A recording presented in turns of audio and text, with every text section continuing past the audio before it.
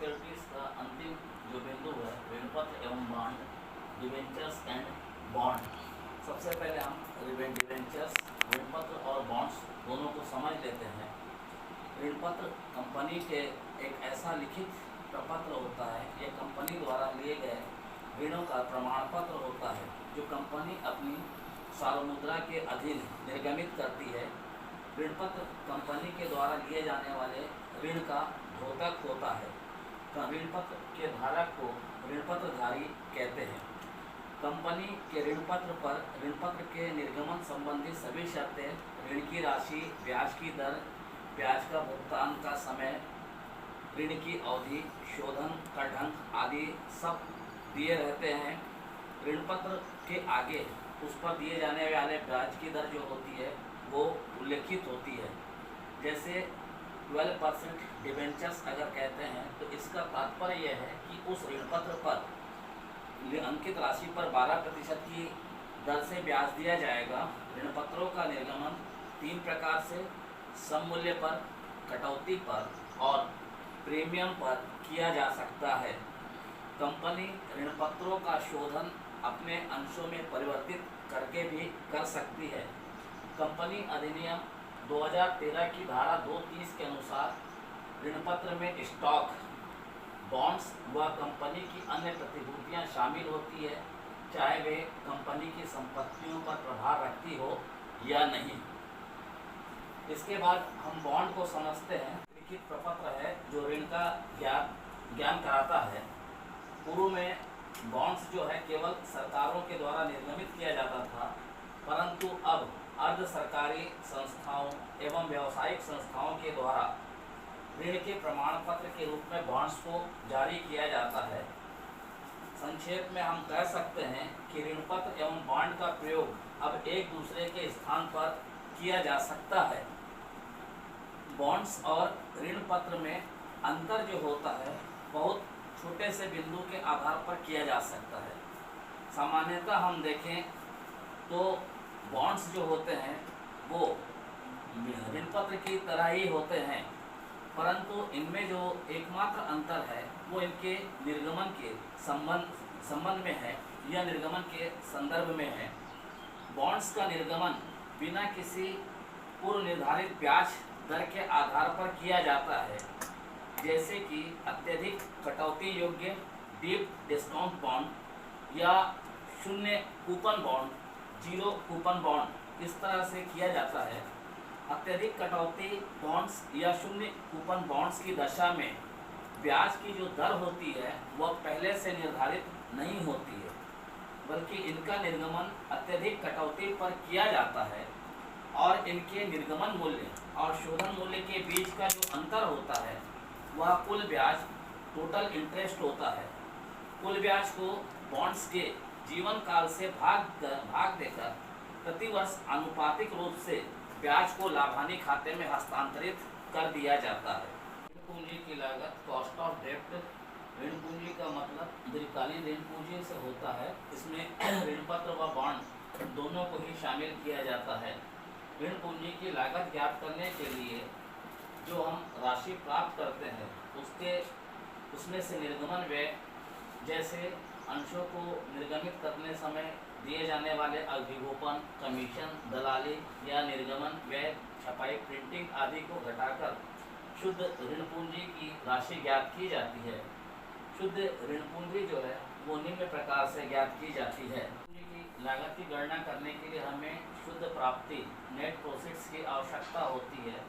शुद्ध प्राप्ति की गणना इस तरह से की जा सकती है कि अगर ऋण सममूल्य पर निर्गमित किए गए हों तो शुद्ध प्राप्ति बराबर सममूल्य माइनस निर्गमन व्यय।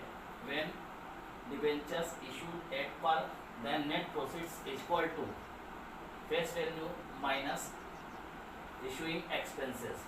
अगर ऋणपत्र या अगर ऋण प्रीमियम पर निर्गमित किए जाते हैं तो शुद्ध प्राप्ति से तात्पर्य जो होता है एनपी बराबर सममूल्य प्लस प्रीमियम माइनस निर्गमन व्यय। इफ डिबेंचर्स आर डेब्ट are issued at premium then net profits equal to face value plus premium minus issuing expenses. और तीसरा और अंतिम होता है कि अगर ऋण पत्र या ऋण कटौती पर निर्गमित किए गए हों तो शुद्ध प्राप्ति एनपी बराबर सम मूल्य माइनस निर्गमन व्यय माइनस कटौती। इफ डिबेंचर्स आर डेब्ट issued at discount then net profits equal to face value minus issuing expenses minus discount. ऋण पत्र की लागत ज्ञात करने के लिए शोधन अवधि के आधार पर ऋण दो प्रकार के होते हैं। एक सतत ऋण परपेचुअल डेब्ट। सतत ऋण सामान्यतः अनिश्चित काल के लिए होता है, जबकि दूसरे जो होते हैं शोधनीय ऋण रिडीमेबल डेब्ट, जो शोधनीय या शुद्ध ऋण पत्र होते हैं, इनका भुगतान एक पूर्व निर्धारित निश्चित अवधि के आधार पर होता है। अब हम दोनों प्रकार के ऋणों की लागत किस प्रकार ज्ञात की जाती है इसका अध्ययन करेंगे। हम सतत ऋण की लागत की गणना किस प्रकार की जाती है इसका अध्ययन करेंगे। कॉस्ट ऑफ परपेचुअल डेब्ट। सतत ऋण की लागत की गणना दो प्रकार से की जाती है। एक कर के पूर्व बिफोर टैक्स। तो कर के पूर्व सतत ऋण की गणना हम किस प्रकार करेंगे, तो CDBT equal to IP upon MP into 100। यहाँ पर CDBT का अर्थ जो है कर के पूर्व ऋण की लागत, cost of debentures before tax. IP का मतलब इंटरेस्ट पेड दत्त ब्याज, और MP का मतलब शुद्ध प्राप्ति नेट प्रोफिट्स से होता है। कर के बाद सतत ऋण की लागत की गणना करने के लिए जो हमने कर से पूर्व ऋण की लागत की गणना की है उसी को ले लेते हैं। CDAT बराबर CDBT इंटू 1 माइनस T, अर्थात CDAT कर के बाद ऋण पूंजी की लागत को 1 में से जो कर की दर है उसको घटाने के बाद हम गुणा कर देंगे। इस प्रकार से जो राशि हमको प्राप्त होगी वो कर के बाद सतत ऋण की लागत होगी। शोधनीय ऋण की लागत की भुगतान करने के लिए इस पर भुगतान किए जाने वाले ब्याज के साथ ही भुगतान के समय को भी ध्यान में रखा जाता है। शोधनीय ऋण की लागत की गणना भी दो प्रकार से की जाती है। कर के पूर्व बिफोर टैक्स और कर के बाद आफ्टर टैक्स। कर के पूर्व CDBT अर्थात कर के पूर्व ऋण की लागत की गणना cost of debentures before tax CDBT equal to IP plus RV minus NP upon N upon RV plus NP upon 2 into 100। यहाँ पर जो बात हमको ध्यान में रखनी है कि IP का अर्थ जो है इंटरेस्ट पेबल दत्त ब्याज से होता है। RV का मतलब परिपक्वता अवधि पर ऋण की शोधनीय राशि, amount redeemable at date of maturity period. इसका अर्थ ये है कि जब हम निश्चित समय के बाद ऋण की राशि का भुगतान करेंगे तो वो राशि कितनी होगी। NP का मतलब नेट प्रोफिट्स शुद्ध प्राप्ति से होता है।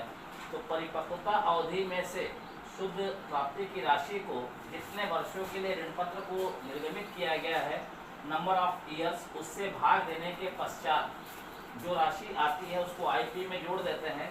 तत्पश्चात RV और NP का दोनों का औसत निकाल करके उस राशि से उसको भाग दिया जाता है।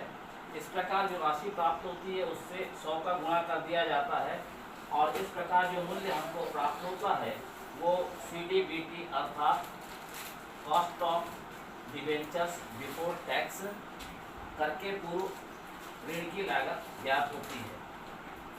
तत्पश्चात जब हम कर के बाद ऋण की लागत को ज्ञात करते हैं CDAT बराबर, तो इसमें हम जिस प्रकार से हमने कर के पूर्व ऋण की लागत को प्राप्त किया था उसमें एक में से कर की दर जो होती है उसको घटाने के बाद जो शेष राशि प्राप्त होती है उससे गुणा कर देते हैं और इस प्रकार जो राशि हमको प्राप्त होती है वो कर के बाद ऋण की लागत cost of debentures after tax प्राप्त होती है। Thank you.